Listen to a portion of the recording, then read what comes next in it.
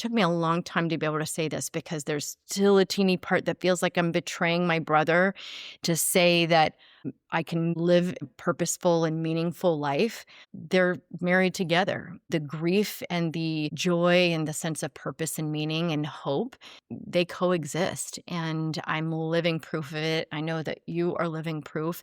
And it's not about getting rid of grief, but I do know that it can live with you and life gets bigger. You just lost your loved one. Now what?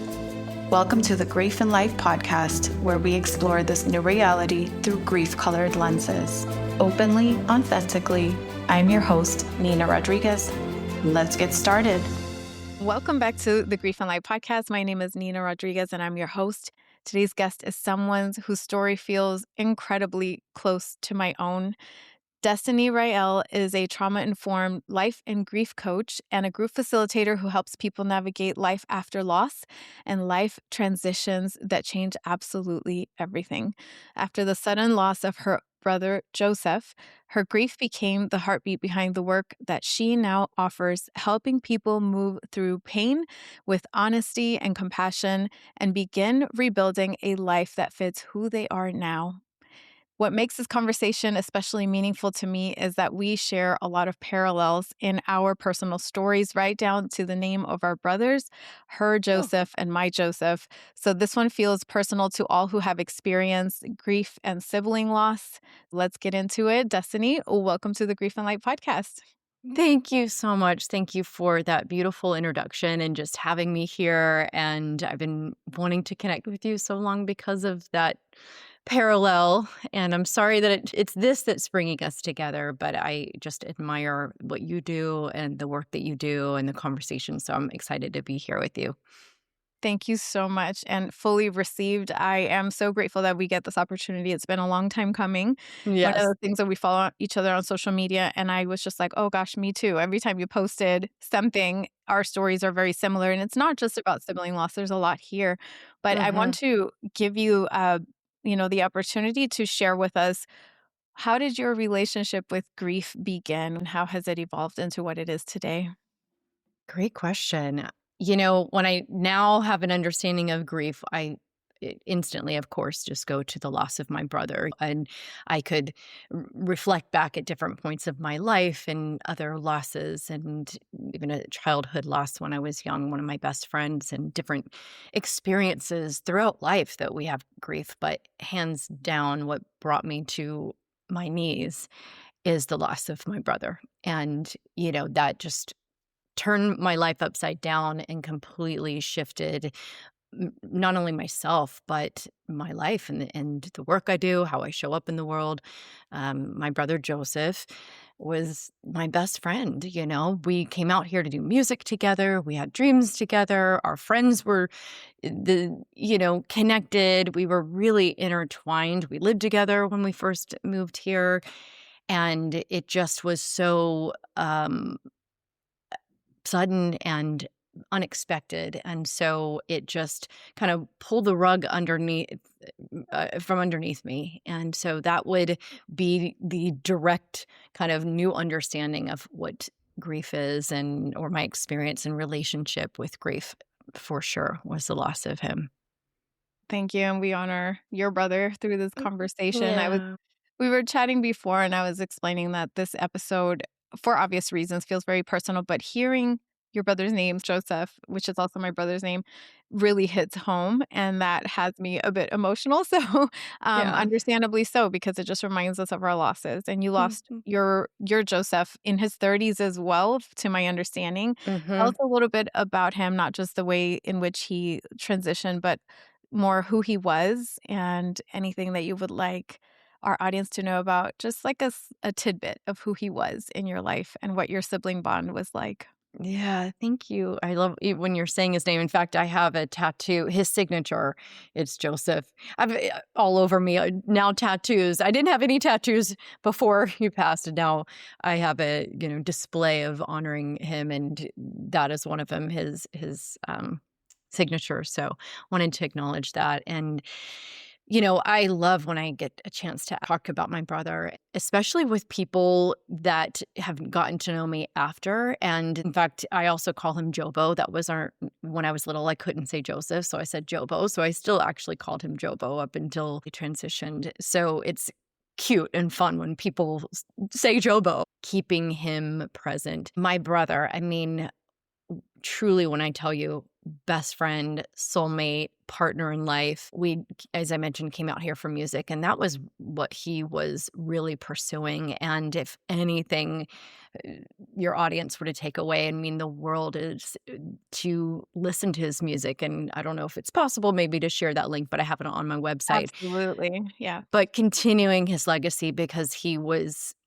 so gifted in his ability to write and share his story. So it's almost like if I were to tell you, here, I want you to get to know my brother, I would want people to listen to his music, to get to know his story and his voice. And he was such a poet in the way he wrote his music and his songs, and the soul in his voice, yet the lightheartedness. My brother back in the day was kind of like the Jack Johnson, Dave Matthews. He loved Bob Marley, like all of those influences. So in many ways you feel good, but it touches your soul and really cuts to the core of you through his music. So that would be the best way, I would say, to get to know my brother. But just so funny. I don't know if you really, I'm imagining with our parallel relate to this, but my brother and I could look at each other literally and just instantly just already know what we are thinking. If something happened, whether it's a family dynamic or even just at a restaurant, and we could just bust out laughing.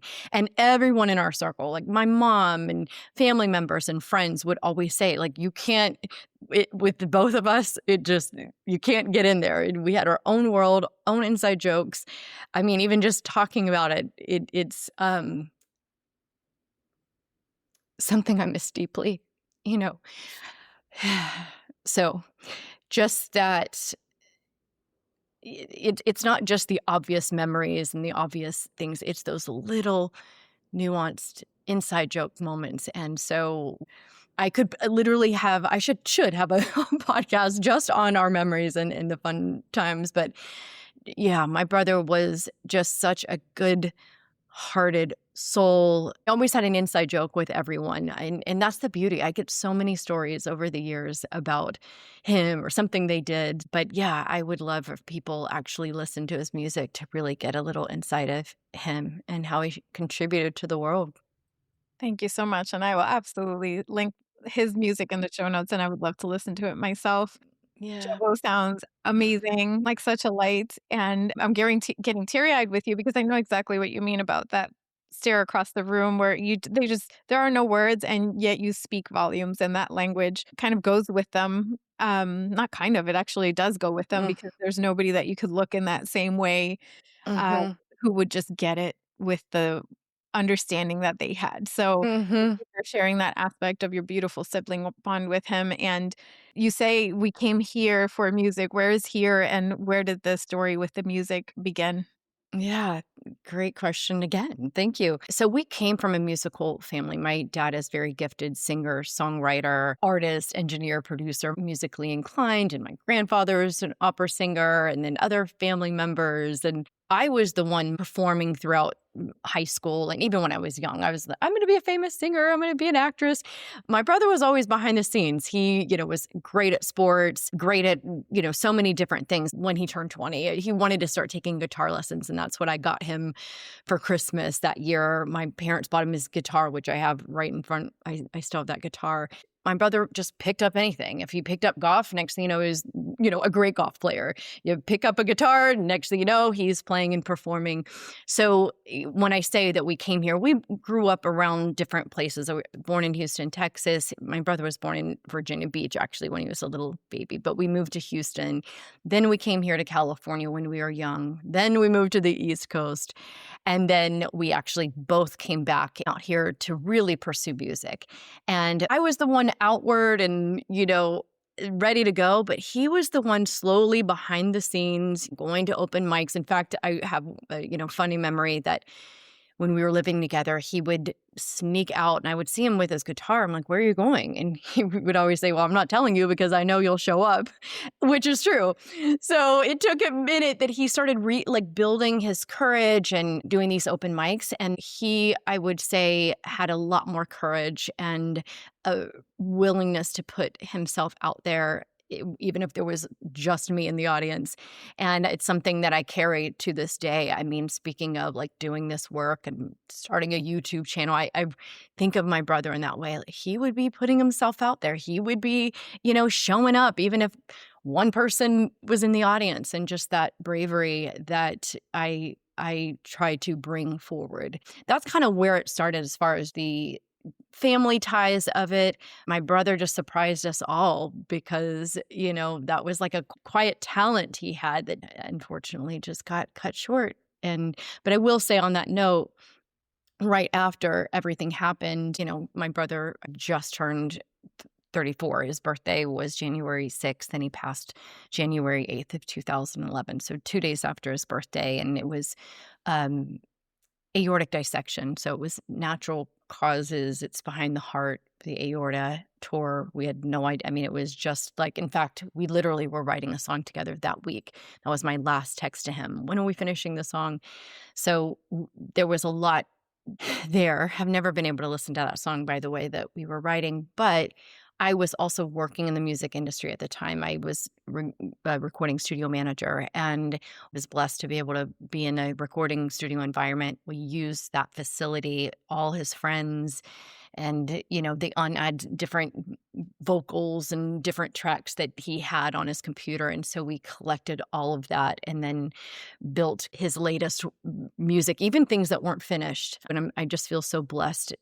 Even at times I can't even listen to it. It's weird. Sometimes I have to, and I'll listen over and over, and then I can't, literally cannot listen. So it just depends on where I'm at in my grief in the moment. But I feel like that's such a blessing that I have, and my family has, that we still have his voice and his music, that he was quite literally in the middle of still continuing and writing. And so to be able to continue his voice and his music and collect that and be able to record it in a professional way, like kind of fulfill a little bit of a dream, even though it got cut short, was, I would say, a blessing in that time. Your family sounds amazing, and absolutely, what a blessing to have that moment in time captured, and in a way, his song continues through Hmm. you.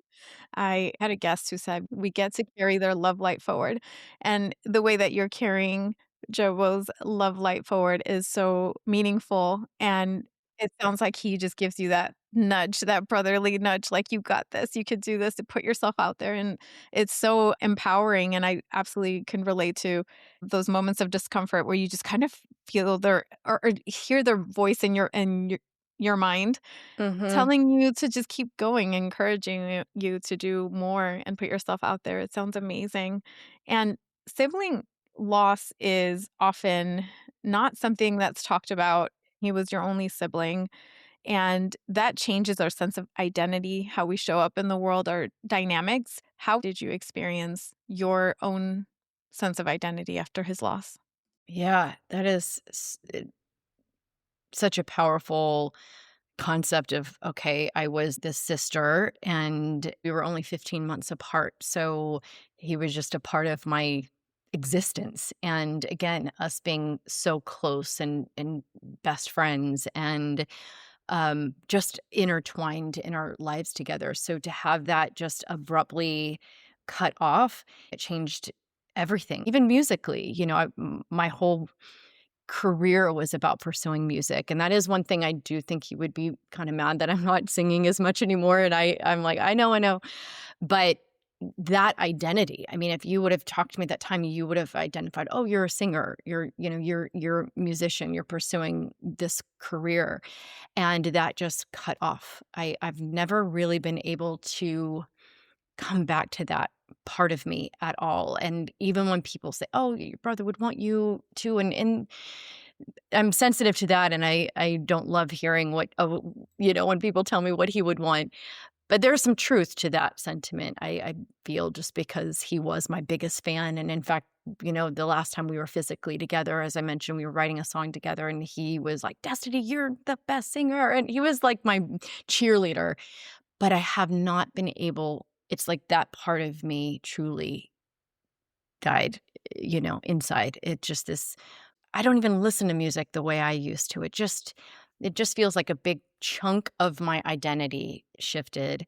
As far as just a sibling, and just for clarity, I do have with my dad and my stepmom. I have a half brother, but he's like 20 years younger, so I didn't grow up. And I don't want to dismiss him, but from my upbringing, it was my brother and I, and so that's why it feels that half of me just got cut off in my life, and I feel like I walk around limping.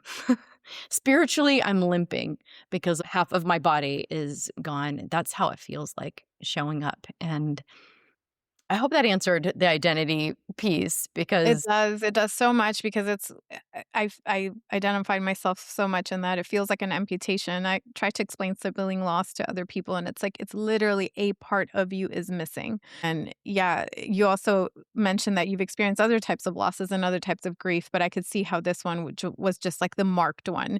And same because I've lost other relatives before, but my brother was different. This was just completely it just rewrote the story of my life, and it sounds like it did to yours as well. 100%. And just another thing to add to that is also, I do a lot of grief support groups. I'm a grief support leader, as I mentioned. And interestingly, because they're divided by relationship. So one group would be sibling, one group would be widow, widower, one group would be a parent grieving a child, or a child, or, an adult grieving a parent. And I, for the longest time, refused to do sibling groups because I just couldn't go there.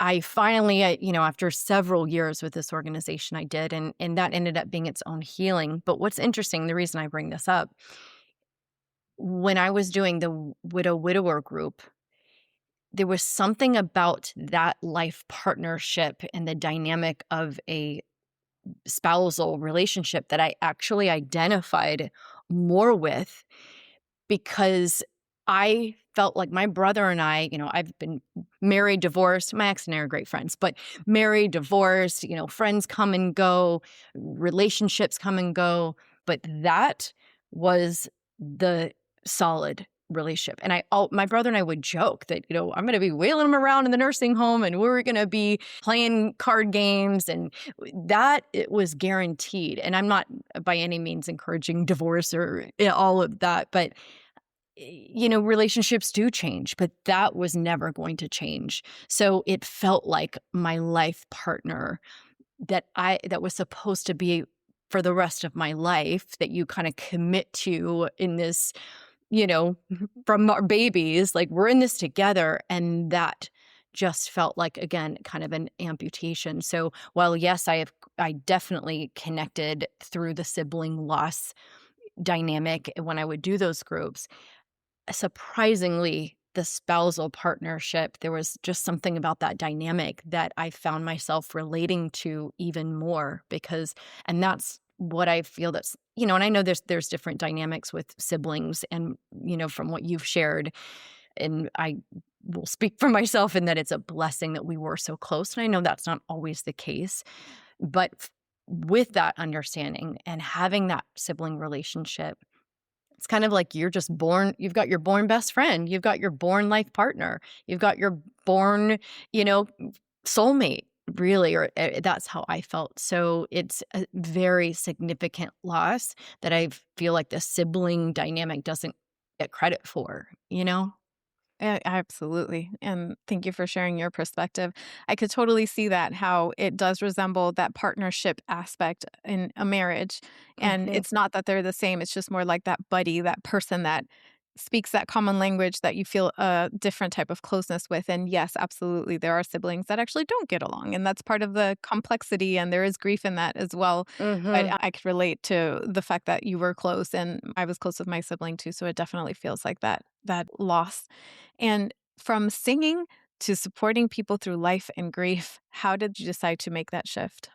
Yeah, thank you for asking that, and I can answer it very specifically because it felt very just one of those awakening moments. Yes, I was actively pursuing music. Now, after my brother passed away, when I say like the singing part, I just couldn't come back to. But I was in that music business part for a long time, or still a few years after. And a lot of things shifted. I mean, things that mattered to me, things that I wanted. I'm referencing that I'm going to be a famous singer, but there was this pursuit of just the industry and trying to make it and do the rounds. And I just didn't. It just didn't matter anymore. It didn't have the same value. Of course, I was in that for just even paying my bills and just a career. I'd build a career even, as a recording studio manager at the time. But I had started volunteering. So here in Los Angeles, there's an amazing organization called Our House Grief Support Center that do, grief support groups. I cannot recommend them enough. And in fact, I always say I wish I actually would have been a member, or I didn't go as a group member. I just, when I started to feel ready, I started volunteering as a grief support leader, and I still do that work to this day. But there was just something in being in these groups, and it's volunteer, and I only bring that up that it's not like a paid position, volunteer. And here I felt more alive, quite literally, in this setting, being a part of their grief story, because it was a, two-way street, even though the setup is a non-disclosure. So they don't know my story, or they don't know anything about me, and that's okay. There's just something in that setting that I felt really called to do more and more. I've always been drawn to service. I was a crisis counselor for a rape and domestic hotline for, years. I was actually a trainer for them as well. They're an organization called Peace Over Violence, an amazing organization. That's another part of my story, actually, but would share my story. I did counseling for women in domestic violence. So that part of me was still there. I think that, and I'm just going to be honest, the singer in me was like, no, I've got to be identified as a singer. So I never really allowed myself to fully go in the support and coaching and counsel. Now I'm doing the grief support work. And there was just this moment. I remember looking at this magazine. It's called Billboard Magazine. And it was like the women's, empower issue. And I was just like, what am I doing? This isn't what I want to be doing. This isn't where I'm called. I'm called over here. And so right then in that moment, I was, already looking up coaching schools for years. But at that point, I just started, that track. I ended up going for life coaching and grief coaching and trauma informed, just the path. And then, of course, wouldn't you know, the studio I was managing shut down. Literally, they shut down. And I remember thinking, okay, wait, this is faster than I thought. But it really felt like this opening in the path. And that was in 2000, I think 17 or 18. And I've just now been spiritually, yeah, but professionally working as a coach and counselor and grief support leader. And it just completely changed the trajectory of my life. But I will say this, I've never felt more on purpose. And it actually makes me sad to say this, because I'm very sensitive. I do not think like, oh, look at me now. Look at the purpose fulfilled. If I could go back to January 3rd or, that week of my brother in 2011, 100%. So this isn't, from a place of, oh, my destiny is being fulfilled, but it is something that's been extracted from this deep pain and this life-altering loss in my life that did shift my purpose. And now I absolutely feel aligned, feel fulfilled in what I do. And it's kind of crazy, because I would have never in a million years thought, I was going to be a grief support in people's lives, but I'm honored to be doing that work. So yeah. Thank you for showing the full picture of the evolution, because I'm always curious about how did somebody's life pivot into this work. I've only met maybe a handful of people who said, no, I really just always wanted to do this. It's usually some life event or some moment of clarity. And it sounds like when you saw that Billboard magazine, you were just like, no, I'm really being called in this other direction. And Yep. appreciate that you mentioned how your sense of identity as a singer, you had to kind of come to terms with the fact that once we embrace this shift, it's okay to be both and or just pivot completely. That is Mhm. something that a lot of grievers struggle with, myself included. When I was in the beginning, it was like, no, I'm supposed to be doing this. I've invested my time and energy into this one path of life, but I feel pulled towards this other one. So at what point do I decide to go both feet in, commit to this new direction? That answer is very personal, but I love hearing these examples, and it sounds like ultimately it led to a path of alignment. That's not to say that maybe singing is not in the future or in some other capacity, but it just sounds like you're really fulfilling your purpose. There's even grief in that identity shift. Now, for me, not so much that I felt like I was hanging on a little bit to that old identity because that was a tie. I know music will, here and there. I actually did a tribute to my brother years ago and sang his songs, and I would love to maybe do that again. And there's been little moments, but just the identity and pursuit completely changed. But now that I've expanded the work of just how grief is woven in so many parts of our lives, even if it's not the death and loss of someone, which hands down, that life altering death shapes our lives, but even the pivots that we experience in life. I identify as this person, or this is career, or in this relationship, but I'm feeling pulled over here. And oftentimes what keeps us from moving forward in where we're called is the grief in the letting go, or the grief in that transition and that pivot. And I see that all the time, even with people like, this is where I want to go, whether it's a literal move or it's just something that brings them joy. There's always an element of grief. And that's why I say, everyone should have a grief coach in life, no matter what, because we're always being invited to release or let something go, or something is let us go. And there's pain in that. And so I think for me with the music piece, it wasn't as devastating because my brother's loss overrode that, but there was parts of me was still hanging on because I had to kind of grieve that version of myself too. Absolutely. Identity loss and shifts are a huge source of grief. You talked about being a life, grief, and trauma informed coach. I love Mhm. hearing about the slight nuanced distinctions between the three. What is the difference for the audience to understand? Like, what is the importance of having somebody who's a life coach versus a grief informed coach versus a traumatic coach? And I know that they all kind of do a Venn diagram at some point and they all kind Yeah. of merge in some areas, but I would love for our listeners to understand that slight variation and that point of nuance between the three. Yeah, and it's so interesting that you asked that question because for a long time I felt very speaking of split, I felt my work. I was either life coaching and I had my little page. I do my life coaching here and then I have my grief coaching here. And so I'll answer that in those separations. However, what I've come to and where I'm at now is kind of what I touched on, the way that grief is woven in our lives, that I feel like we're living this thing called life in which we are trying to move forward in our lives, whether we are grieving the loss of and the death of someone. That's kind of its own category that needs its own particular processing and space for sure. But then all these other parts of grief that show up, and so I almost want to expand the trauma informed to grief informed, that I wish everyone was grief informed to be able to support somebody going through life. So when I did have it separated, life coaching, I would say, would be for that person that was ready to start making changes and shifts, or even that pull.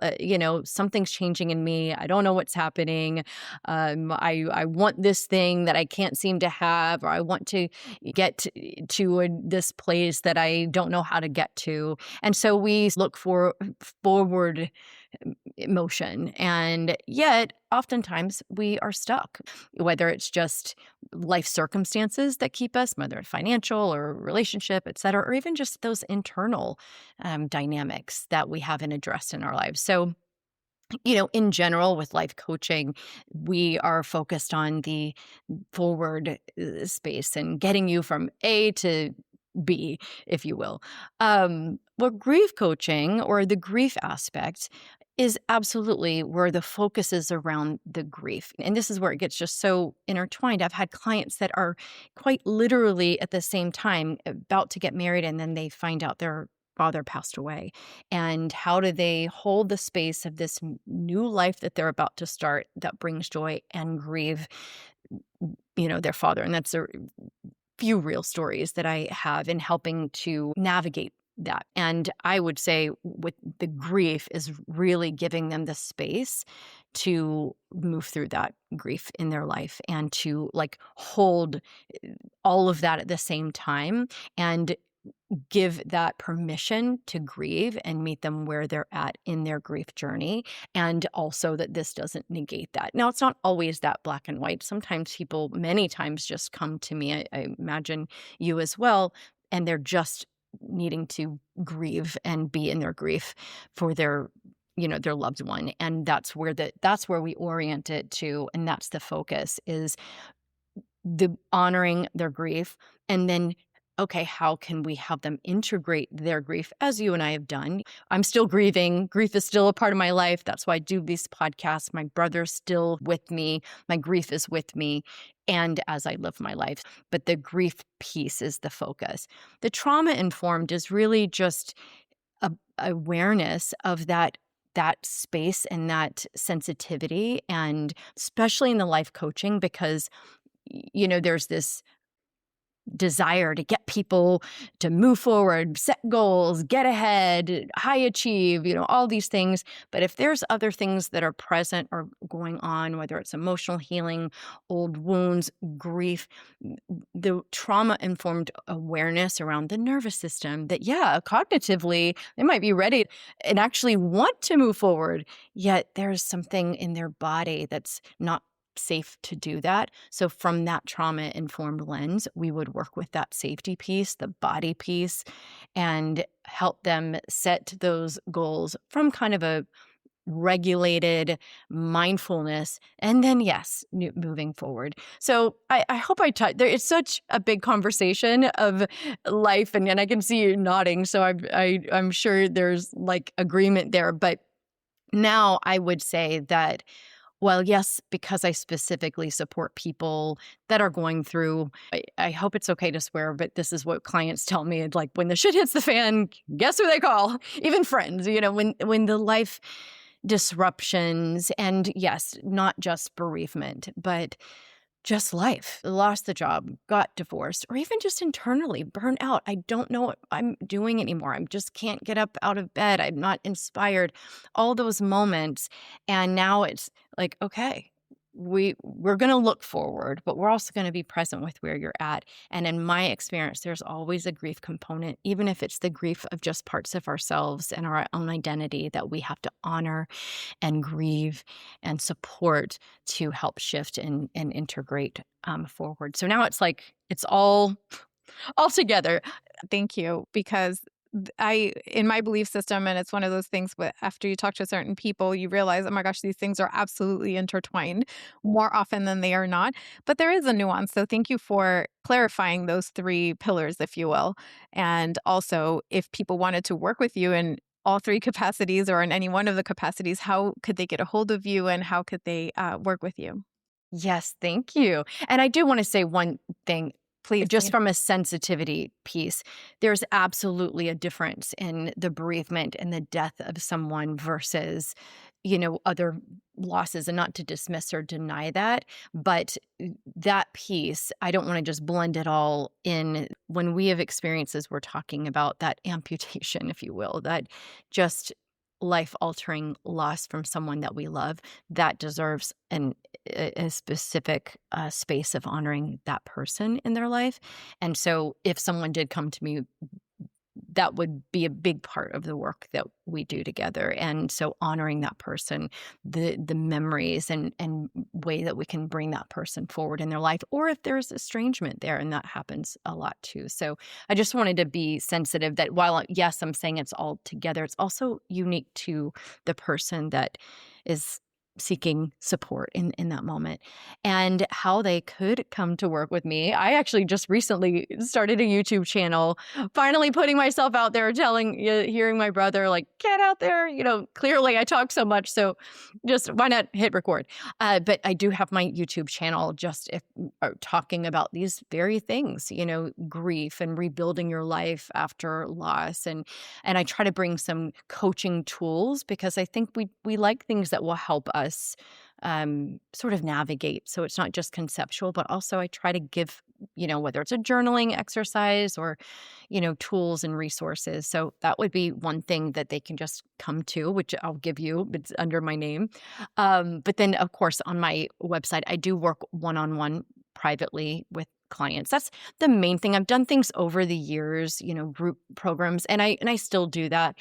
But everybody's story and experience is so unique that I find myself coming back to that one-on-one space. And so that's really the main way that I work with people, at least currently, is one-on-one. I call it my sunset to sunrise journey because that's what it is. We're coming in from kind of the darkness, and I'm going to help you walk towards the light, which it's like the exact name Yes, of I guess so your right. podcast. And I love the Yes. name, the sunset to sunrise. That's exactly what it feels like. It's like seeing that light again. Absolutely. Yeah, yeah. So and I'll send you anything if it's supportive. And What's I the always, website so our listeners can hear the website if they wanted to get in touch? yeah. So it's destinyrael.com. So it's my first and last name.com. And then they can look at my work with me page. I also have a journal and just different things that I offer. And then my brother's page, I call it Joseph's Destiny. So I'm continuing his destiny. So that's on my page as well. And it's dedicated. And it's interesting because when I was building my website, and I did it all myself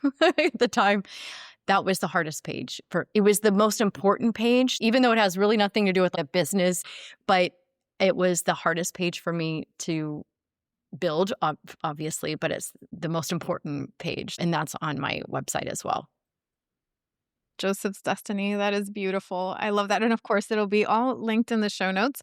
I actually took a look at your YouTube page. It's fantastic. You have some beautiful takeaways and really meaningful offerings. I love the way in which you share your wisdom, hard earned through experience, professionally, Mm-hmm. experientially, all the things. Like you really bring all of yourself into the work that you do. And one video that I was immediately drawn to was grief and God, because that conversation comes up so often. And I'll give Mm-hmm. you some examples of conversations that I've had. One of them was this person lost their person. I don't want to give too many details. They Mm-hmm. lost their person to a substance related cause. Mm-hmm. And they said, we were God fearing people. We did everything right. Why are we being punished? So that's Mm-hmm. one conversation. That's one example of the type of conversation I hear often. Or we tried to save them. Why did this happen anyway? Uh, I used to be really into this faith, and now I don't even know if I believe in God after all. So there's Mm-hmm. all these questions that come up spiritually after loss. I would love your take on any or all of these, or just what's your take on grief and God?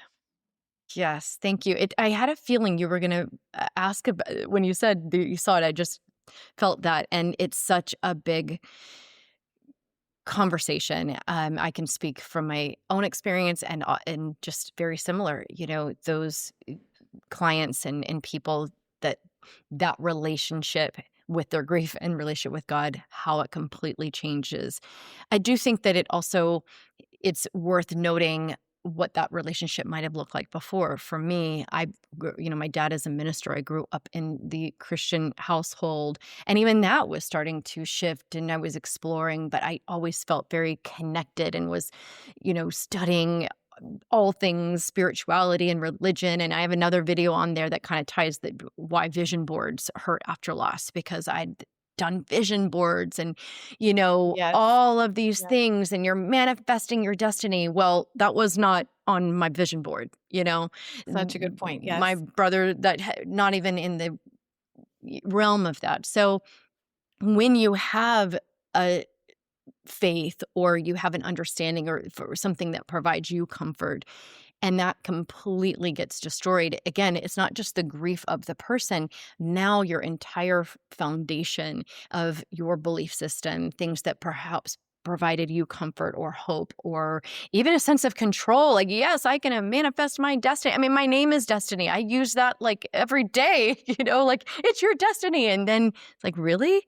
So to answer your question, I think that depending on where people come from, start, if they're coming in with they already had maybe a understanding a relationship and that completely gets also cut off, that can feel devastating because now you have to examine everything you thought you knew, everything you thought you believed in, everything that you thought was a truth and may not be anymore. And for me, when I say years, I don't even know that I mean, I'm still figuring that out.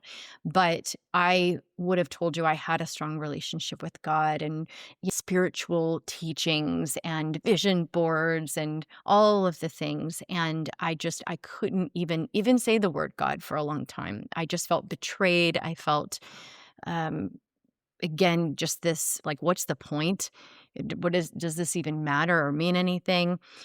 So I hear that too with clients, just this betrayal or this punishment, like you said, that you must have done something wrong or the person did something wrong. So you're wrestling with all of these questions. And that being said, I've also heard people that had no connection, didn't believe in anything.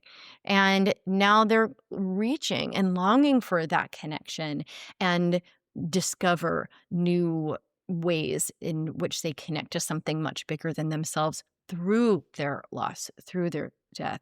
And that's really powerful. And I have to be honest, that's actually what has brought me back to my own relationship with what I do call God. This is watching, near death experiencers. It's different now. It's a different relationship. But I find the people that didn't believe, like the atheists that had the near death experience, and now, I mean, I just eat that up because it feels, again, experiential, but still connects to, okay, yeah, maybe there is. It's not the dogma. It's not even the scriptures. All of those things I think can be beneficial.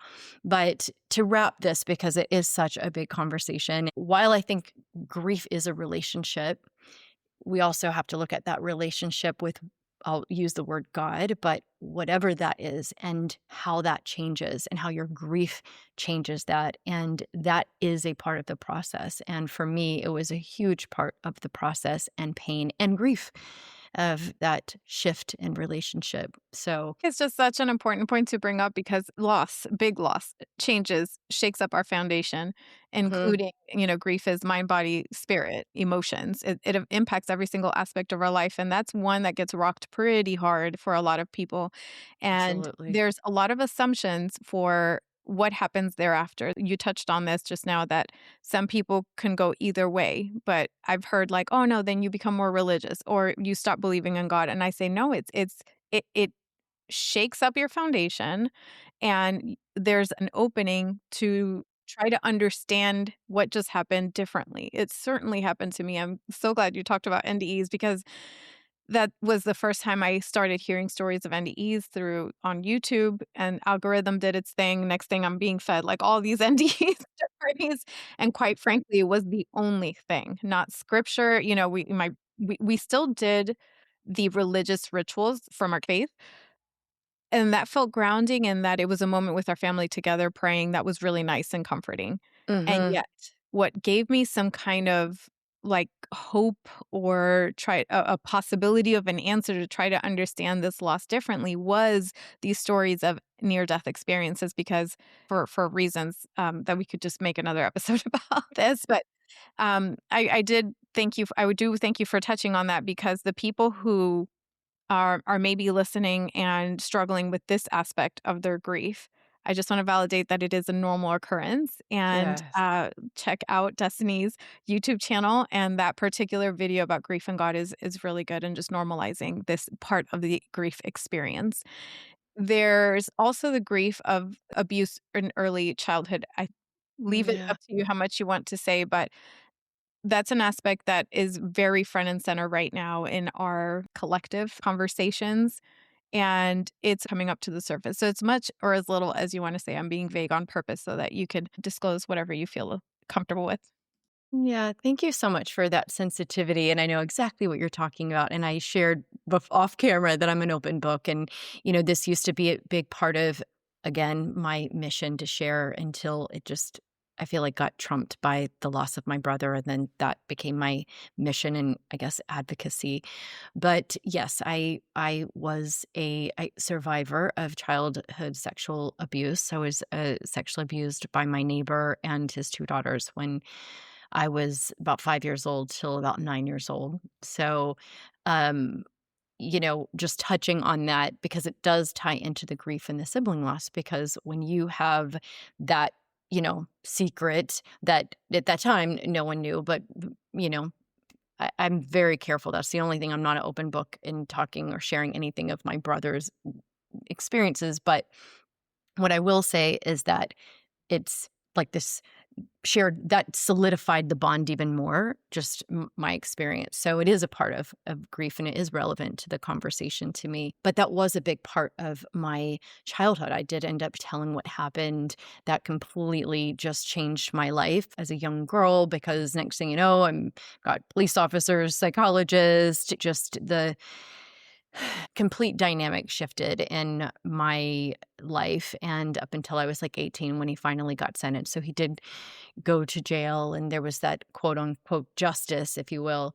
But after that, I don't know what it is about my personality, but I've always felt this calling forward. Okay, this happened to me and I want to be a part of the conversation. I want to support others through that and I want to help people. And in that time, I felt very, very called about speaking your truth because when you experience something like that, and this did show up, speaking of music. I mean, yes, I'm talking about I wanted to be a famous singer, but I felt frozen a lot. Like I couldn't fully sing or now I like understand just speaking of like the trauma informed and how that shows up and some of that trauma quite literally where it was blocking me from doing certain things because my young little me was told not to tell, and was told not to tell this truth. And even when I did, that was questioned and challenged from lawyers, et cetera. So that became a big part of wanting to help those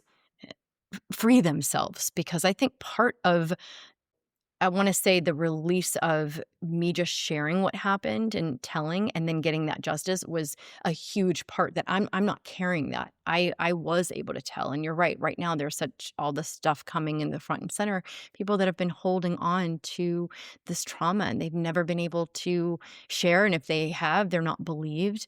So that shows up in people's lives and relationships and how the impact that it has on them. So I did a lot of that work for a long time. I was the speaker for RAIN, for the rape, abuse, and incest survivor organization. I've been, an active part of that community and organizations as a mentor and a speaker and specialist. And quite literally, again, talk about identity. When my brother passed away, I remember because I was still doing crisis counseling and the night that he didn't show up at work, and that's how I just went to his apartment, and next thing you know, we have a coroner, and it just was truly a tragic scenario, and I remember them handing me a card for a crisis counselor, and I'm like, "No, that's what I do." I just remember specifically thinking, like, how am I even though it was for a different context, I just didn't understand like that how am I now needing a crisis counselor? They gave me a hotline that I could call that night if I needed. And I couldn't even wrap my brain around that. So I share that to say that was I never went back. I never went back to that work. I didn't. I was a crisis counselor the week before, and it just again kind of stopped. Now, similar to music, I don't mean to imply that it's not important to me. It's actually come up a lot again from a trauma-informed lens. I've worked with clients and that have had some of, those experiences, but I guess the mission kind of shifted. And where it ties for me with grief, as I was touching on, is that my brother, he was so proud of me. I remember calling him after I did like my first speaking thing, and he just was proud that I was able to share my story in that way, and I know I had his support in that. And speaking of just certain things, like, there was just things that I like, only he would understand, and so it's a part of the pain. And I'm being kind of cryptic, but I'm just gonna say it, like, even just with all the Epstein files and all this stuff coming out, and that's been a little bit triggering. I mean, he would be the first person I would call, like, do you remember that? I would be able to share my experiences, and that's a part of the grief. So even, of course, the happy memories that you share with your sibling or your loved one, but just family dynamics, things that you go through. And I miss that tremendously, being able to just talk to him, or him to even just see how I've been a part of the conversation. So it's all woven in, like I said, so it's no longer these separate things that happen to me. It's all lumped in together of Yeah. that. Thank you so much for your openness. I know that's a hard Yeah. thing to talk about. And if you're listening, if you've experienced any type of abuse, it's also a very difficult thing to hear. And also, this is why I have this podcast. It is to shed Yeah. light on these topics from a perspective of honesty, openness, and de-shaming what does not belong to us, because it is in the speaking and using our voice. And in your case, you use your voice in every sense of the word, it sounds like, Yes. from singing to speaking up and advocacy and supporting others and creating awareness and educating, all the things. Mhm. So thank you for what you've done since the beginning, whether intuitively, whether as a response to all of these challenges and life experiences, or whether as just like something beautiful to bring beauty and music to this world, Yeah. because this is how we affect change and this is how we validate each other's experiences. So thank you so much for that. The trauma aspect, I just want to point this out that absolutely, when we going back to the life coaching versus grief versus trauma, to put it in incredibly simplistic terms, trauma, I see it often as like ways to create safety so somebody can move forward. I see Mhm. grief support as more like the tending aspect and the Mhm. honoring aspect. And then life coaching, which I don't do, but it's everybody, we all need, I will go back to that Ram Dass quote, which is we're all just walking each other home. We all need Yeah. somebody to help us through this thing called life.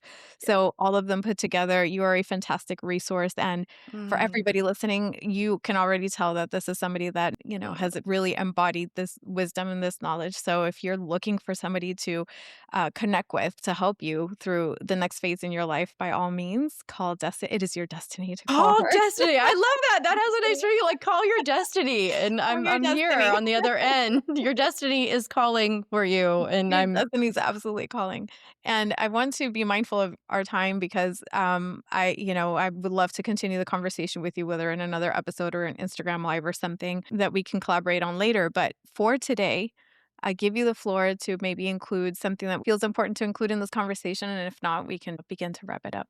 Yes, and first of all, thank you. I feel like we need definitely more conversation, and you've just your questions and, the way you're leading the conversation is just so you're so gifted, and so it's an honor to talk to you, and I feel like there's still so much, and I wanna know more about you and your Joseph and, relationship other than what I have seen on social media, so it's genuinely I'm honored to be here, and I would love to continue to talk to you, and I'm sure we will have more conversation.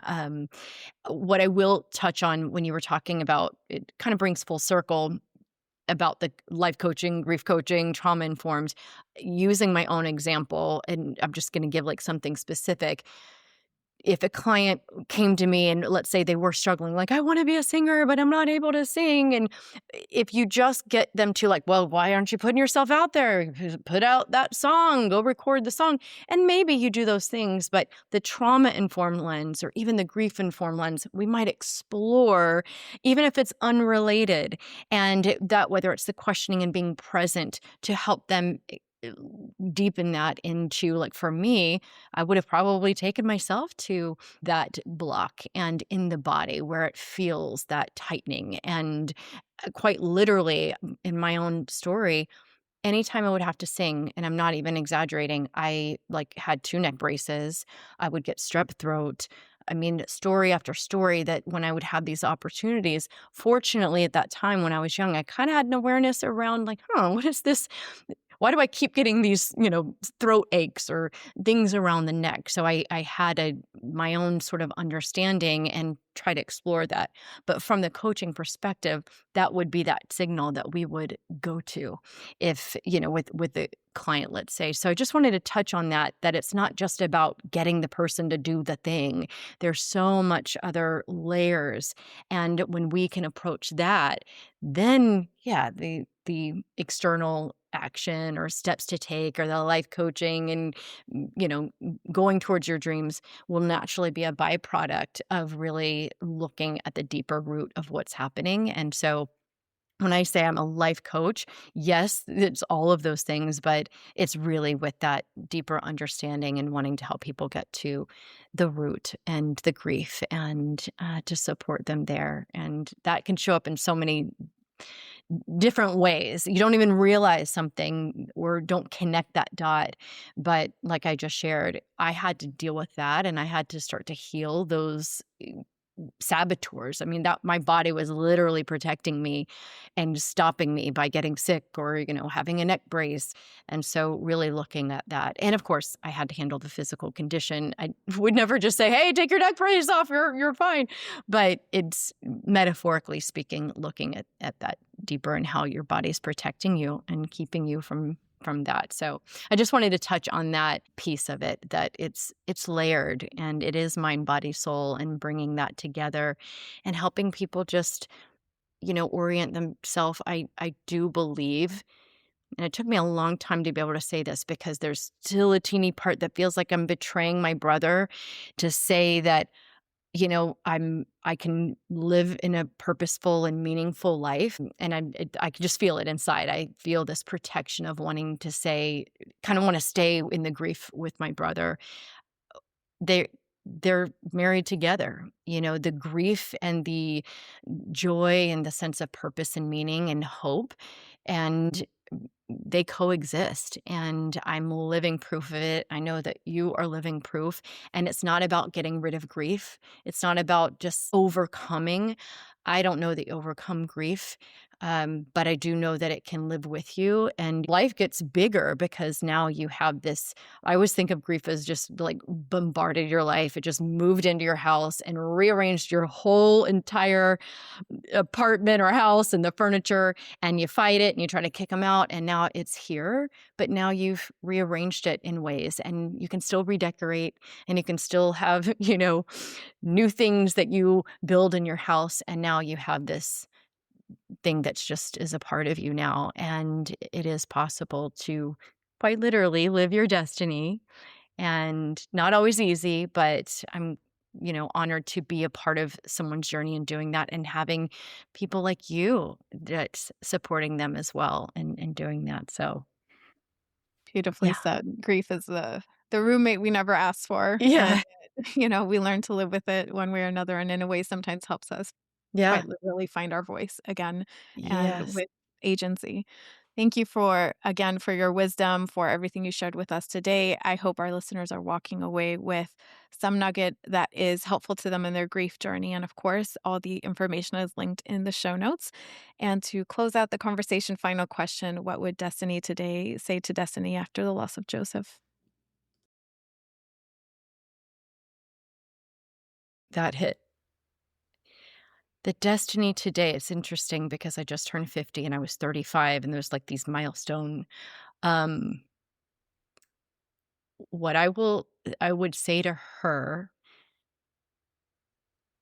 is that it's okay to grieve. It's okay to, because I felt like I just like my life stopped, and I felt like I wasn't living really. And I guess I needed to go through that, but I would tell her that it's okay to live again. And it doesn't mean that I'm betraying him, and it doesn't mean that I'm forgetting him, and it doesn't mean that he doesn't live through me and with me. That's what I would tell her for sure. Thank you so much, Destiny. Thank you for all you do, and Thank you. thank you for being you. Thank you. That's it for today's episode. Be sure to subscribe to the Grief and Light podcast. I'd also love to connect with you and hear your thoughts and your stories. Feel free to share them with me via my Instagram page at Grief and Light, or you can also visit griefandlight.com for more information and updates. Thank you so much for being here, for being you, and always remember, you are not alone.